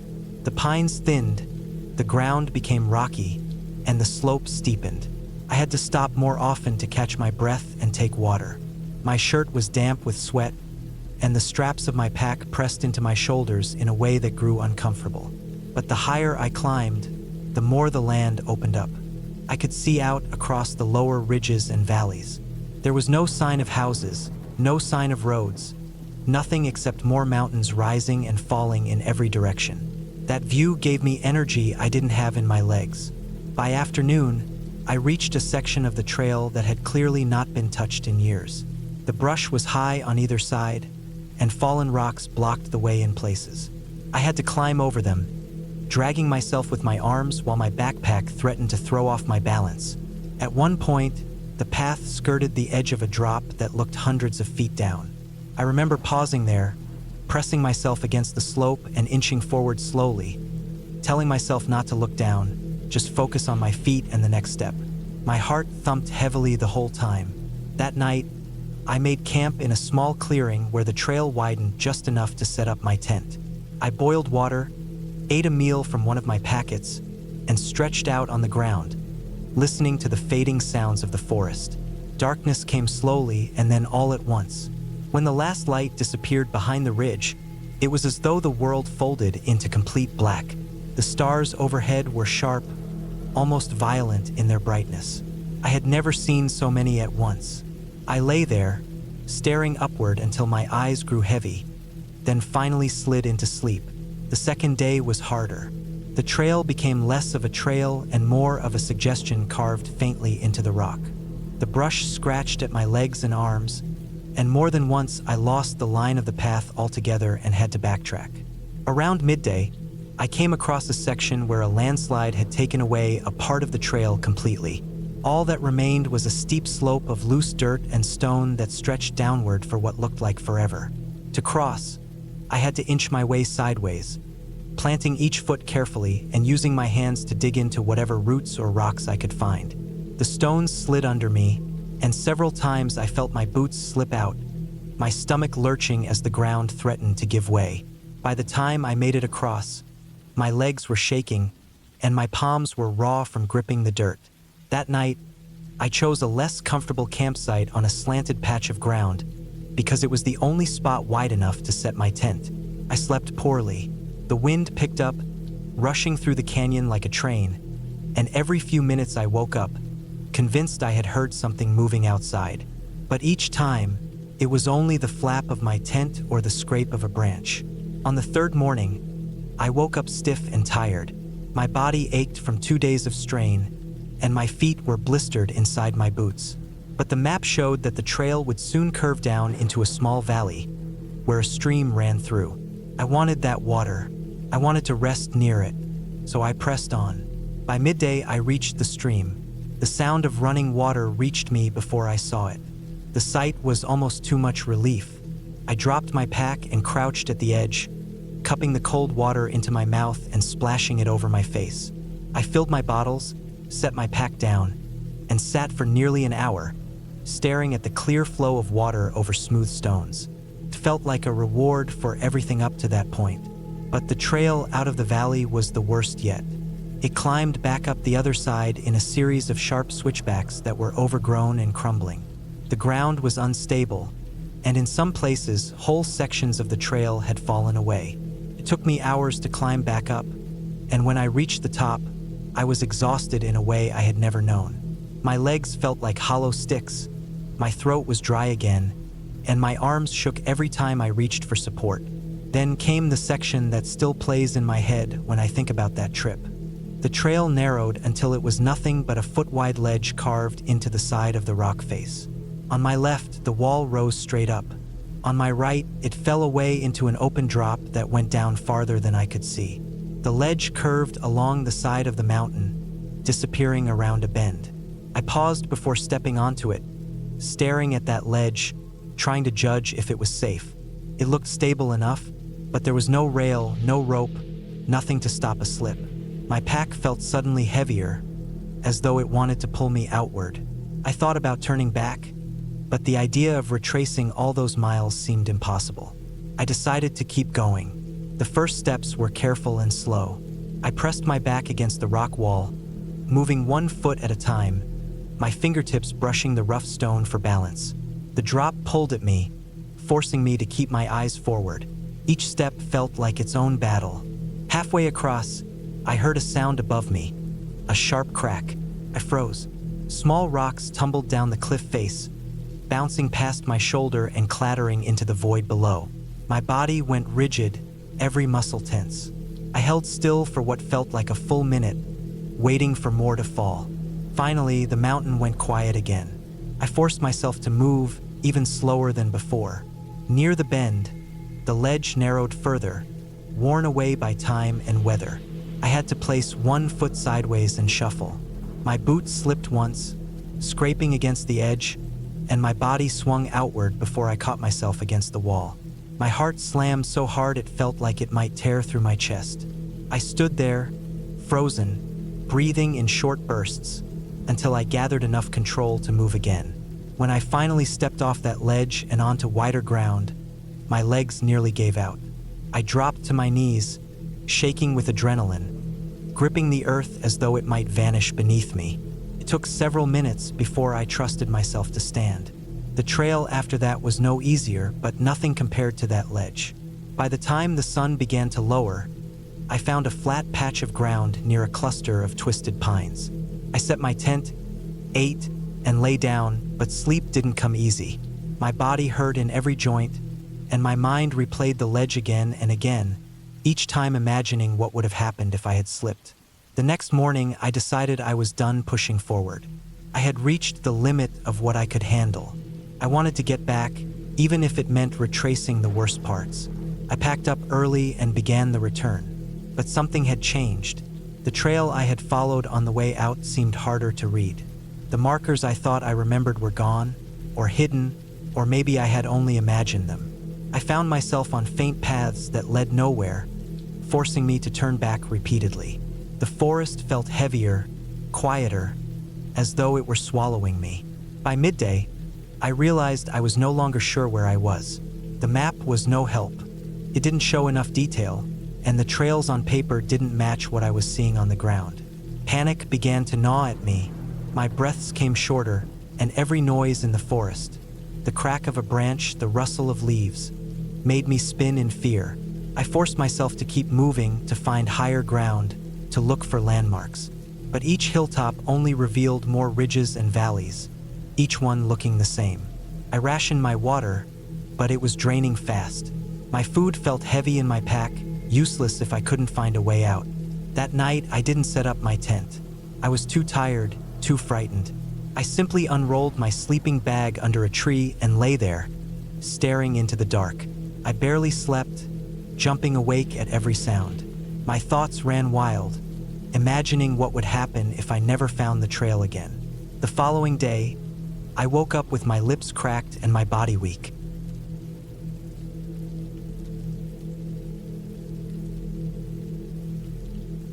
I had planned this hike for weeks. It was supposed to be a simple overnight trip, nothing more than 20 miles round. A loop trail I found online that promised thick forest, open ridges, and a small lake about halfway through. The reviews said it was quiet, lightly trafficked, and not too hard, though a few people mentioned steep parts and narrow paths. I wanted the silence more than anything, to be away from noise, traffic, and people. I arrived at the trailhead early in the morning, just as the sun came up. The air was cool and damp, the kind of air that clings to your clothes and seeps into your lungs. I parked my car on the gravel shoulder, shouldered my pack, and started walking. The first mile felt like nothing. My boots crunched on loose stones, and the trees were spaced far enough apart that sunlight came through in golden beams. My pack felt heavy at first, but I knew I would get used to it after a while. I told myself this was going to be a quiet, easy trip. I wasn't rushing. I had enough food for 2 days, a small tent, sleeping bag, and water filter. My phone had no signal, but I had expected that. The trail markers were clear, painted bright yellow on the trunks, spaced every 100 yards or so. Everything about the start of the hike felt normal. The further I went, the more the trail narrowed. The ground turned from gravel to packed dirt, then to uneven roots and rocks. I climbed slowly, sometimes stopping to drink or adjust my pack straps. The trees grew taller, denser, and the light dimmed even though the sun was high. It was quiet, almost too quiet. No voices, no cars, just the sound of my own breathing and the occasional rustle of leaves. About 3 hours in, I reached a ridge where the trees opened up. I could see across the valley, a long green stretch of forest with no houses or roads in sight. It was beautiful, but also unsettling. I realized how far I had gone from everything familiar. Out here, there was nothing but trees, hills, rocks, and me. No one would hear me if something happened. I pushed the thought away and kept walking. The trail descended steeply on the other side of the ridge. The dirt was loose, and I had to plant my feet carefully to keep from sliding. At one point, I slipped and had to grab a branch to steady myself. The weight of my pack almost pulled me sideways, and I felt my ankle twist slightly. It hurt for a moment, then eased, but it made me more cautious. I slowed down, watching every step. The narrow descent led into a dark stretch of woods where the trees pressed close together. The air was cooler here, damp and heavy with the smell of moss. The trail was just wide enough for one person, and in places the ground sloped sharply down to one side. I had to hug the uphill bank to feel safe. It was in this section that I first felt uneasy. Not scared, not yet, just uneasy. The silence seemed heavier. My footsteps sounded too loud. Every now and then I thought I heard something else. A branch cracking or a faint thud in the distance. But each time I stopped, there was nothing. I told myself it was just animals. Deer, maybe, or squirrels. That was all. By midday, I reached the lake. It wasn't large, more like a pond, with dark green water and reeds along the edges. A few dragonflies skimmed over the surface, and a pair of ducks floated near the far shore. The trail looped around one side, and I found a flat spot just above the water where I could set up camp later.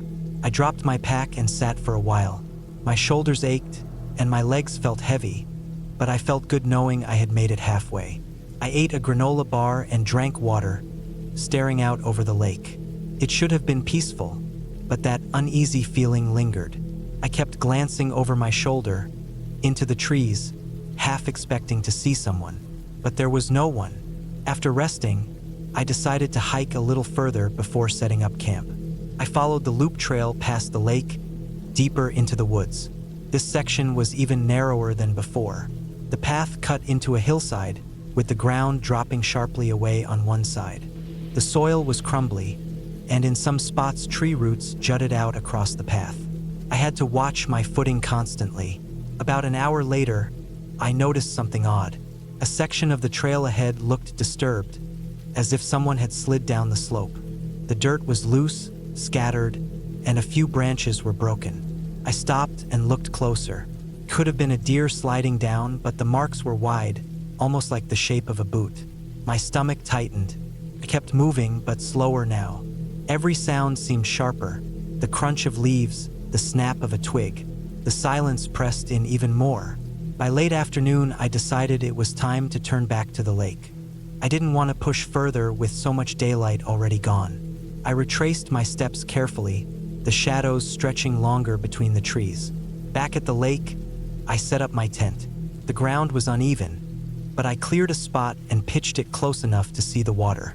I cooked a simple meal on my small stove, ate quickly, and sat watching the last of the light fade. The sky turned orange, then pink, then deep blue. The woods grew dark, and the water of the lake looked almost black. That uneasy feeling had not gone away. If anything, it was stronger. I kept hearing faint noises in the trees. Something moving, stopping, moving again. I told myself it was animals, but it didn't feel right. Animals scatter when they hear people. These noises seemed to keep pace with me. When darkness fell completely, I crawled into my tent. The fabric felt thin, too thin, as if it couldn't possibly keep anything out. I lay in my sleeping bag, listening.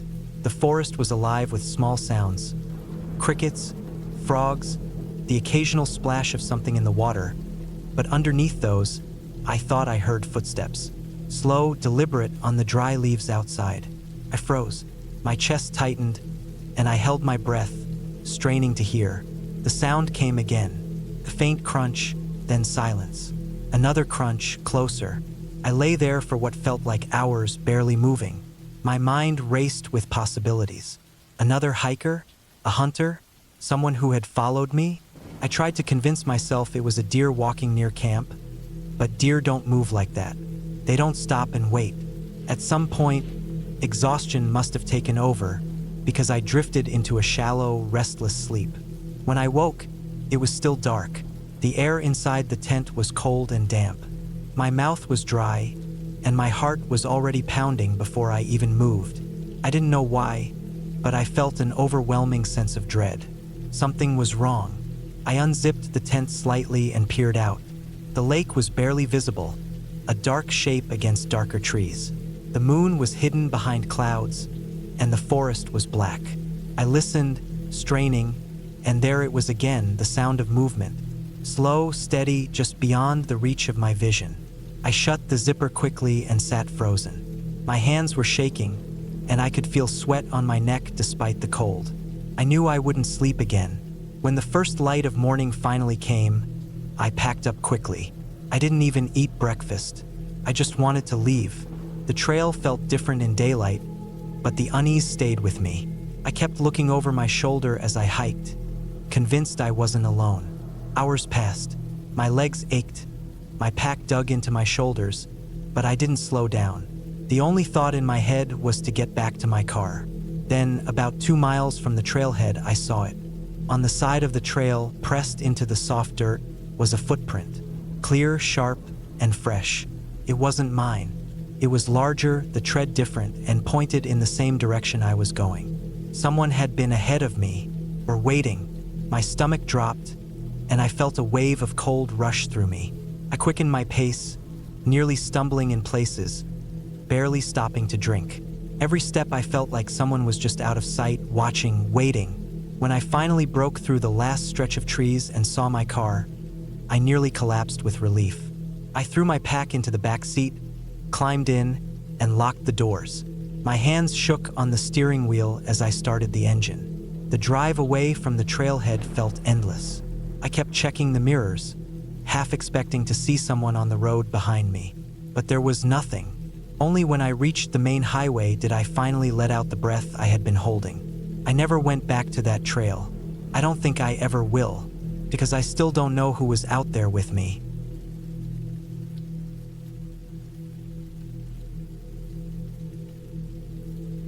I had always been drawn to trails that most people avoided. The ones marked as difficult, the ones people talked about as being too exposed, too steep, too isolated. Something about the thought of pushing myself where few dared to go made me feel alive.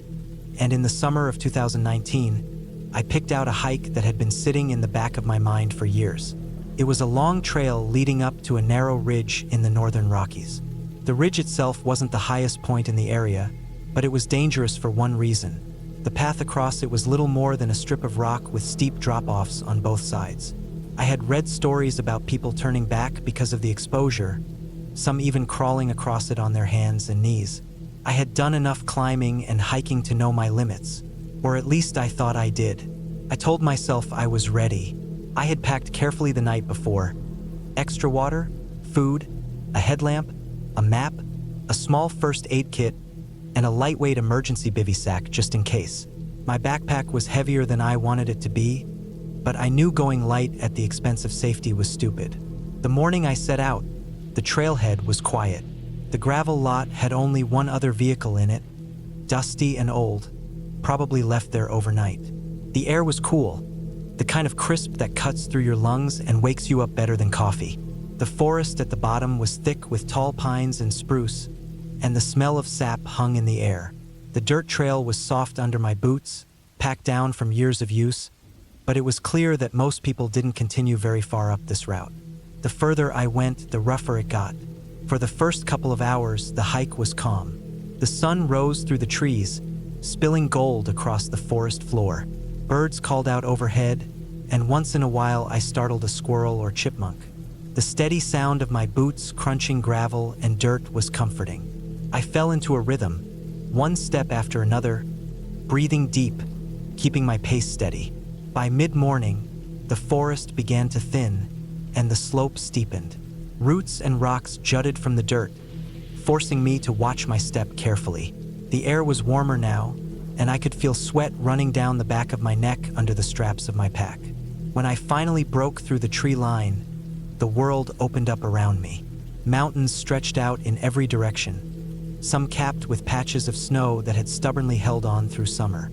The valley below looked impossibly far away, dotted with green and cut through by a winding river that shimmered in the sunlight. The ridge was still miles ahead, but I could see hints of it now, a thin gray line cutting across the top of the mountain. It looked smaller than I expected, like a scar on the rock face. For a moment, my stomach tightened. From a distance, it seemed almost impossible that anyone could walk across it. I pushed the thought away and kept climbing. The trail grew rougher the higher I went. Loose scree slid under my boots, forcing me to use my hands at times to keep balance. The sun was higher now, and I could feel the heat bouncing off the rocks. I drank from my bottle, careful not to waste too much. There were streams lower down, but up here water was scarce. By early afternoon, I reached the final push before the ridge. The trail turned into a steep scramble over sharp rock. The ground fell away behind me in a dizzying drop, and I realized I was already higher than I'd ever been on foot. My legs burned with each step, but the thought of reaching that ridge kept me moving. When I finally pulled myself up onto the flat area before the crossing, I dropped my pack and stood still, breathing hard. The ridge stretched out before me, maybe 200 yards long. On either side, sheer cliffs fell away into nothing. The path itself was no wider than a couple of feet in places, jagged rock that sloped and twisted. There were no guardrails, no ropes, nothing but empty air on both sides. I felt my chest tighten. From pictures, it had looked dangerous. Standing there in person, it looked insane. The wind was stronger up here, cutting across the ridge with a low, steady howl. I could feel it push against me, and for the first time, doubt crept in. One wrong step, one slip, and I would be gone. I sat down on a rock and forced myself to eat something, even though my stomach wasn't hungry. The food steadied me a little. I told myself that people had crossed this before. It wasn't impossible. I had good boots, good balance, and no reason to rush. If I went slowly, carefully, I could make it. After resting, I strapped my pack tight and stepped forward. The first few feet weren't bad. The ridge was wider here, and although the drop-offs on both sides made my stomach churn, my boots held steady on the rock. I kept my eyes down, forcing myself not to stare at the emptiness beside me. But as I went further, the ridge narrowed. At one point, it tilted sharply to the left, and the rock under my boots felt slick with loose gravel. My heart hammered in my chest, and I crouched low, spreading my weight, inching forward one slow step at a time. The wind gusted hard, and for a moment it felt like invisible hands were pushing me sideways. I froze, pressing myself flat against the rock, waiting for it to ease. When I finally reached the middle of the ridge, I made the mistake of looking up. The valley stretched out on both sides, green and endless. The drops were so sheer I couldn't even see where they ended. My vision swam, and I felt a wave of vertigo threaten to pull me off balance. I dropped to my hands and knees, my fingers scraping against sharp stone, and crawled forward until the dizziness eased. Every step after that was a battle. My legs shook, not from exhaustion but from the fear that gripped me. I could feel sweat soaking through my shirt despite the wind. Time stretched thin. Minutes felt like hours. My world shrank down to the rock directly in front of me, the next place to set my foot, the next handhold to keep me steady. Finally, after what felt like forever, the ridge widened again. The trail opened up onto solid ground, and I stumbled forward, my legs weak. I dropped my pack and sat down hard, staring back at the ridge. It looked even thinner from this side, like a thread stretched across the sky. I had made it across, but the thought of having to return over it later sent a chill through me. I knew I couldn't stay long. The sun was already shifting lower, and shadows stretched across the mountains. I still had hours of descent ahead of me, and if I didn't make it past the ridge again before dark, I would be in real trouble. I forced myself to stand, but as I did, I noticed the wind had picked up again. Dark clouds were rolling in from the west, fast and heavy. My stomach dropped. A storm up here could be deadly. Rain would make the rocks slick, and lightning on the exposed ridge was unthinkable. I didn't have time to rest. I shouldered my pack and started back toward the ridge, my heart pounding harder than before. The crossing the second time was worse. The clouds above darkened quickly, and the wind screamed through the gaps in the rock. The narrow sections that had been terrifying earlier now felt impossible. My boots slid on gravel, and once I had to drop to my stomach, hugging the rock while a gust nearly lifted me sideways. Halfway across, the sky opened up. Rain slammed down, soaking me instantly. The rock turned dark and slick under my hands, and the ridge felt like it was dissolving beneath me. My breath came in short gasps, and panic clawed at the back of my throat. I moved slowly, testing each step, gripping at cracks in the stone to steady myself. My hands were raw and bleeding from scraping against sharp edges. My knees ached from crawling. I could barely see through the sheets of rain, and thunder cracked so loud it vibrated through my chest. At one point, I slipped.